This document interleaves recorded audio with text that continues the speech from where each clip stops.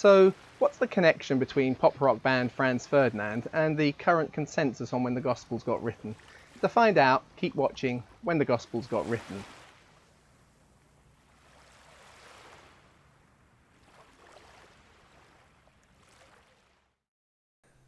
Hello and welcome back. This is Living the Life 2, the ministry years, and this is a pre-episode, i.e. one that you watch before we kind of dive into the actual text. And in it I'm going to be addressing the issue of why it is that I have used the traditional view of how the Gospels got written, which was kind of held by the early church with some modifications, rather than selecting one of the thousands of modern views that exist on the same subject. Now, there's an awful lot of stuff that can be said on this, and I want to keep these introduction videos short. In fact, I want to keep all of them to under kind of 20 minutes. So if you would rather see something a bit longer, there will be something hopefully appearing up above me in the card indexes that you can link to from YouTube, which will take you to some teaching which I delivered via a webcast to a church in Crewe a few years back. It's not brilliant production levels in terms of it was just done using Skype for Business, but it has a lot more details than I'll be able to cover today in this, which will be more of an overview. So let's make a start. So if you go back about 150, a bit longer maybe, to the Victorian period, certainly in the English-speaking world, everybody knew how the Gospels had got written. And that view was fundamentally a sort of a modern, in the sense of Victorian, approach to history, and applying that to the logic and the words and the teaching that we had from the early church as to how the Gospels had come into being. And that was kind of typified in the writings of a bishop by the name of B.F. Westcott. In fact, somewhere on, yeah, here you go. I've got, I picked up in a second-hand shop once his commentary on John. It's not his kind of famous book, which is an introduction to the documents of the New Testament, but it kind of captures the same sort of ideas, and it was, in broadly speaking, what you might call a modern, in the sense of being Victorian, kind of the engineering world. Because now we're postmodern.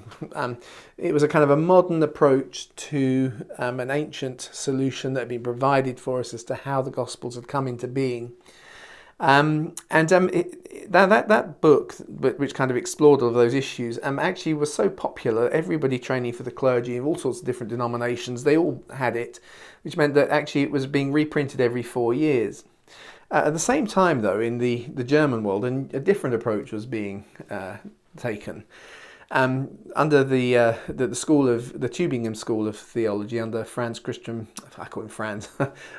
Christian Bauer. The reason I call him Franz is there's the band Franz Ferdinand, which my kids used to listen to, so association. Ferdinand Christian Bauer. He was taking a different approach. He looked at the Gospels, and fundamentally the thing to notice here is that the problem was they're full of miraculous stories, and yet they're proper history. And that tension is something that the world is always kind of struggling with. Is you have very solidly historical documents with making historical claims which have proved to be true time and time again. Often ideas have been dismissed, but then archaeology has shown that they were, in fact, correct. So they're good historical documents, but they are full of fantastic stories which he didn't believe actually happened. And so he developed an approach to the emergence of the Gospels, which assumed that in kind of isolated sections, and some in Jewish communities and some in Gentile communities who didn't really talk to each other, didn't really get on with each other, and in their isolation in the ancient world, they kind of took the basic story of Jesus and they were retelling it orally for a long, long time. And now as the eyewitnesses died, the miracles started to get exaggerated. So it wasn't just that someone in the meeting once got their back healed, but now suddenly Lazarus is being raised from the dead. And so it's because fundamentally he couldn't deal with the supernatural. He needed a long period of time before the Gospels emerged. And so, of course, it dismisses and throws out all of the testimony of the early church for how the Gospels came about, but allowed him to make the claim, for instance, that because John is such a highly developed Christology, it couldn't have been written to the end of the 2nd century, so 200 years after Jesus, or nearly 200 years after Jesus, and the Synoptic Gospels were only a bit before that. Now, obviously, and he based his theories on the development of kind of the stories of folklore. In response, there was some kind of kickback, and so a guy another German by the name of Harnack, he kind of addressed the issue, and it tried to address the issues of when all of the documents of the New Testament were written. It's about 1876, that sort of period. And while he rejected, if you like, some of the ideas of the Tübingen school, what actually happened, which happens quite a lot, is he adopted some of the assumptions. And so actually he kind of, while he agreed that John was a later document, he saw the synoptic gospels as kind of having emerged right from the earliest days, but they continue to be added to over, and so the documents we have don't really fully emerge till still the middle of the 2nd century, but at least they had a kind of a foundation in it. And that approach kind of started to dominate the approach of to analysis and understanding of how the gospel came to us. And everybody now had to kind of agree with it. Now, historically what happened, of course, was the whole thing collapsed because we have a vast array of documentary evidence for the gospel. We have something like 5,300 documents if you take within the first 4 centuries. And now it's true that not many of those are from the early 2nd century. So they come a bit later, but the widespread nature of them and the uniformity of them, the fact that all of them are kind of saying the same story with the odd kind of dot out of place, actually means that from a proper kind of technical view, you understand that the common source for them, that between one that was over here in the emperor and one was over there, they had to come from something that existed and looked exactly the same, because they're the same over here, but now this has been translated into one language, this one to another, because there's Syrian versions, all sorts of things. And their uniformity meant that actually the origins of the gospel as they have them today were constantly being pushed back, which didn't fit this long-term theory. I mean, as you come into the 20th century, we now have several fragments of the Gospels, like the Ryland fragment up in Manchester, which date from the early 2nd century. There was a piece of Mark's Gospel, verified, no question it is Mark's Gospel, from a rubbish dump in Egypt, which initially was dated to the end of the 1st century. Now it's early 2nd century. But actually all of those things are kind of a little bit debatable. It depends whether you're a believer or you're a skeptic, where you put them on the spectrum. And actually there's even a tiny fragment that looks like it certainly could fit coming from the Gospel of Mark. The problem is, actually, as work has been done more extensively, it could fit several other documents because it literally is just a handful of letters from a handful of words. But it looks like it even could be from the Gospel of Mark that was found in one of the Qumran scrolls, one of the Dead Sea Scrolls, which would put it firmly back in firmly back into the 1st century. The sum of it all was that, therefore, that kind of, if you like, skepticism was constantly being pushed back and had less and less time available for explaining, if you like, the miracle stories, as because of retelling and slight exaggeration over time and so on and so forth. As we kind of move then into the 20th century, new work with computer modelling in particular, computer modelling, how does that work? Well, it's computer collating is perhaps a better way of putting it, and statistical analysis of the text have firmly established that the origin of the Gospels as we have them is 1st century. If I give you a quick example of the type of thing I mean, there have been now umpteen since the 1980s. They started doing it in the 1980s. Since computerized analysis of ancient texts started to happen, where we look at the styles and the narratives and so on, and you kind of get an imprint in terms of the words being used, the structures being used, which become like a fingerprint that allow you to kind of mark these things. One of those things, for instance, is the use of names. So it seems that actually it's really good for lots of periods of history. If you know what the distribution of names were in any particular period of history, you can take a book that claims to have been written about current affairs, and you can do a statistical analysis, and you can say with quite a high degree of certainty, yes, that came from the same period, or no, it was invented 100 years later, because those that invent the book 100 years later never get the distribution of names the same as if they were really genuinely concurrent with it. And the remarkable thing is that all of the Gospels are something like 98% fits, which is as good as you're ever going to get in this kind of analysis. You can say with 98% certainty that the Gospels were written in the 1st century. and all of the names fit that kind of marker and so on. So that's just one idea. Ironically, in that context, John's Gospel, I think, is about the best fit of all of them. Yeah, there you go. So the Gospels really do come from the 1st century, which suddenly means that we need to ask questions again about have we got it wrong in abandoning, as modern scholarship has? So sorry, I should have said, so we come now to a kind of consensus of dates. So there is a consensus that everybody agrees with. I say everybody, that you're bound to find an outlier somewhere in terms of just dating. And which is that, well, when I say everyone agrees with that, I would say it's a working assumption. There are lots of people who would like to step outside of it, but they say we can all live with this, we can all live with it. So the thing we can all live with is that, okay, let's assume that Mark's Gospel was written first, even though the early church tell us it wasn't, it was written second. Well, it doesn't explicitly say second, but it gives you, as you follow the narrative, you can see it sits there second. The early church will tell us that Matthew wrote first, and that Matthew wrote while they were still in Jerusalem, and it was written in Hebrew originally before it got translated into Greek. And then they tell us that Peter went to Rome, and when he was in Rome, which he's there in 42 AD, 40 to 42 AD, he was preaching, and John Mark was with him, and then he left Rome. And some people take the text that says he departed to mean that he died. But actually, we know from another text of the early church where that actually when he returned, he endorsed the gospel, that he accepted the gospel that had been written. But when he left, Mark is asked to kind of capture in Greek what he had been preaching. And probably Mark has reference to the Aramaic or the Hebrew version of Matthew, and he produced Mark's Gospel and explains the kind of the parallels between them. But that's happening in the 40s, therefore. So if that's happening in the 40s, Matthew must have been even earlier, see. But the modern consensus says, well, no, what it meant when it said Peter left was actually he died. It was a euphemism for him dying, and he died in the 60s. So Mark's Gospel is written in about 65 to 70 AD, and he's therefore a bit vague about the destruction of Jerusalem prophecies. He doesn't have as much information about them.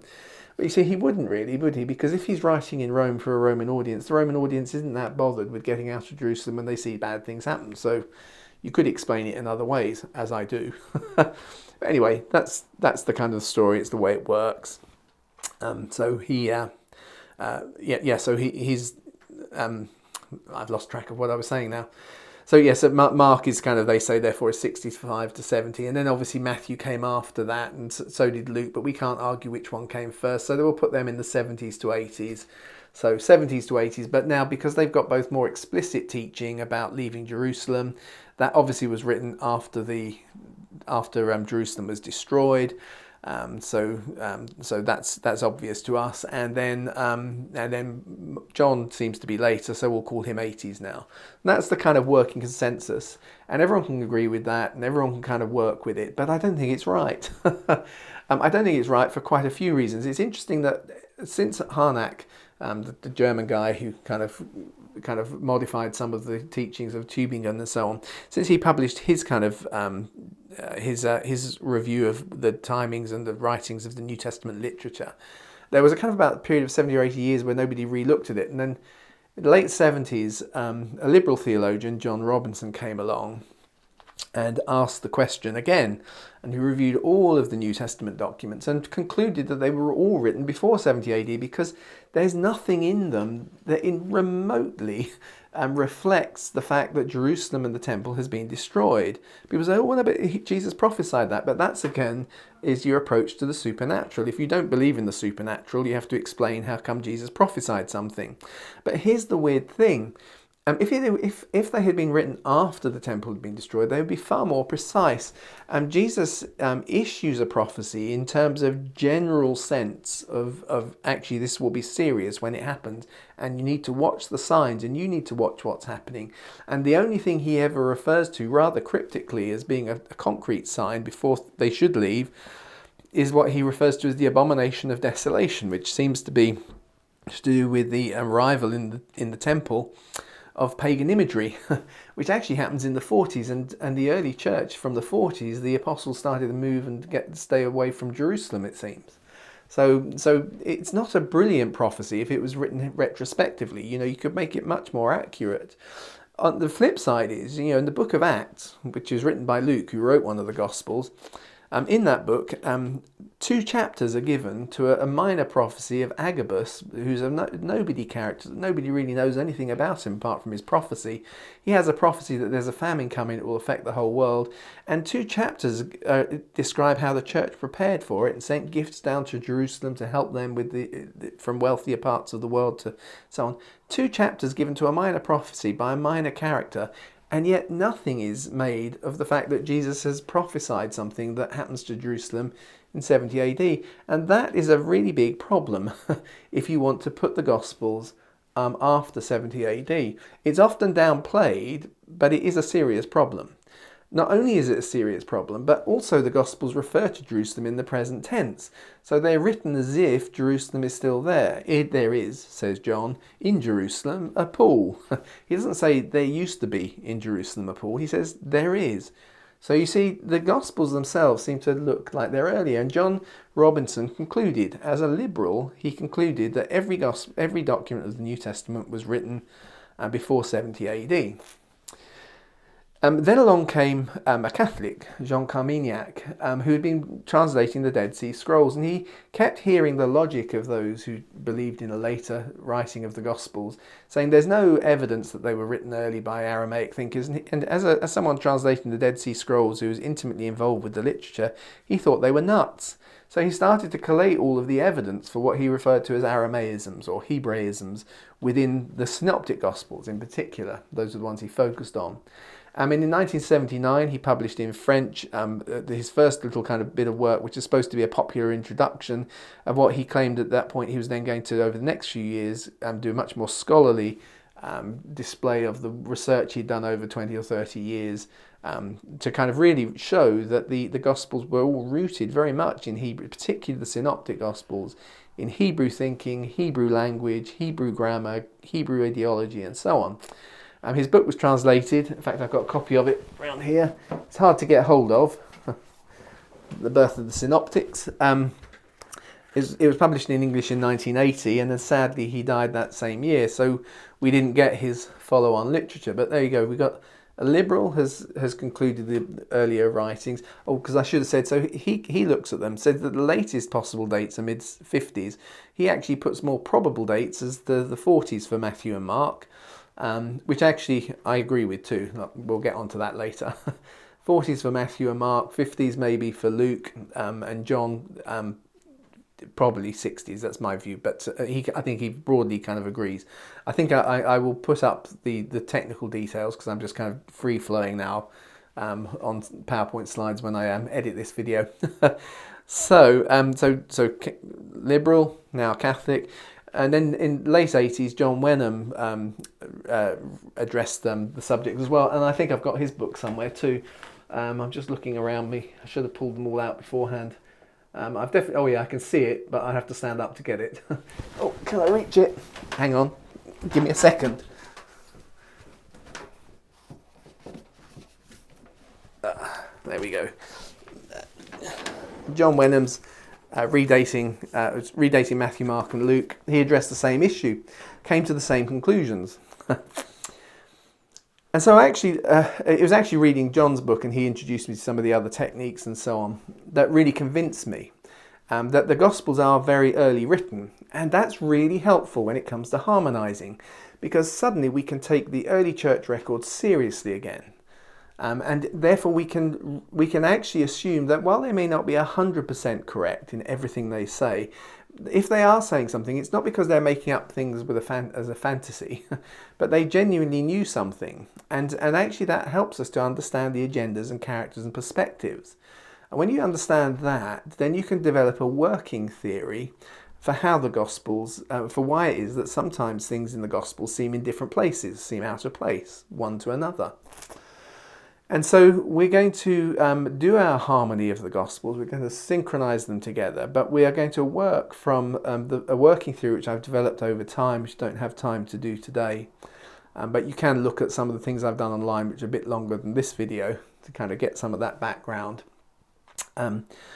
Whereby the Gospels were developed in this way, and So Jesus actually, I think, appointed Matthew. Haven't got time to explain why. He actually made Matthew the official biographer.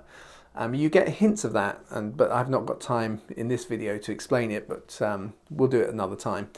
The early church tell us that Matthew used to take down the teaching of Jesus, and of course, as a tax collector, he's trained in shorthand. He's trained to take notes that are dictated in Hebrew or in his local language, and then he has to translate them into Greek. So he's ideally placed to do exactly what Matthew's gospel has happened, which is first developed in Hebrew, then it's translated into Greek. But actually, even while Jesus is teaching, perhaps he's taking down notes. But when Peter is driven out of Jerusalem when he escapes from prison under Herod Agrippa, now he can't live within the kingdom of Herod Agrippa because he's a wanted man. He heads, according to the early church, to Rome with Mark in the 40s, and while he's there, he's teaching. And that's where, as I mentioned, therefore Mark produces a Greek version, because in the Roman world they all speak Greek, of effectively material that has already been recorded for us in the larger volume of Matthew. So it's a bit shortened and it's a bit rougher because he's not a great writer, and it's been done from Peter's preaching, and so Mark's gospel has Peter's perspective to it, and that's happening in the early 40s. And then Peter comes back he starts itinerating in and out of Jerusalem, but he doesn't stay there because he's still a wanted man. In the meantime, Gentile mission kicks off out of Antioch, as Paul goes out, and he's commissioned by a man called Lucius of Cyrene, who the early church tell us is Luke. Modern scholarship says no, Luke was a guy called Lucanos, but we don't know anything about him. And that's because Luke is short for Lucanos, not for Lucius. But that's not true. We actually have inscriptions in Greek where people called Lucius are also called Luke. In the Greek, there's only one letter difference between the two. So one is just a slight corruption of the other. It kind of seems to be a nickname.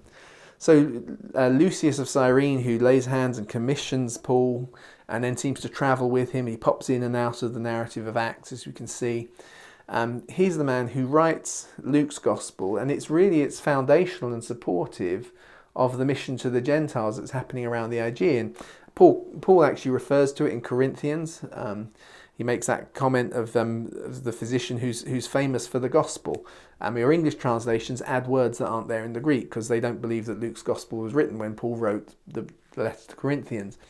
But he makes reference to it, and also he quotes from it. And apparently, I think it's 2 Thessalonians. Is it 2 Thessalonians or 2 Timothy? It's one of the two T's. I think it's 2 Timothy. Yeah. Anyway, he quotes from Luke's gospel and calls it scripture. And we go, is he already calling it scripture? Well, scripture is the documents that you're using in your religious community. So if they're using the gospel, it's scripture. So he quotes from it, calling it that. So, of course, the way we solve that one is because that's, again, apparently the gospel hasn't been written at this point, is therefore that letter must be a fake. Paul didn't really write it. But it's hard to explain why someone would fake that letter. Anyway, see how it all goes.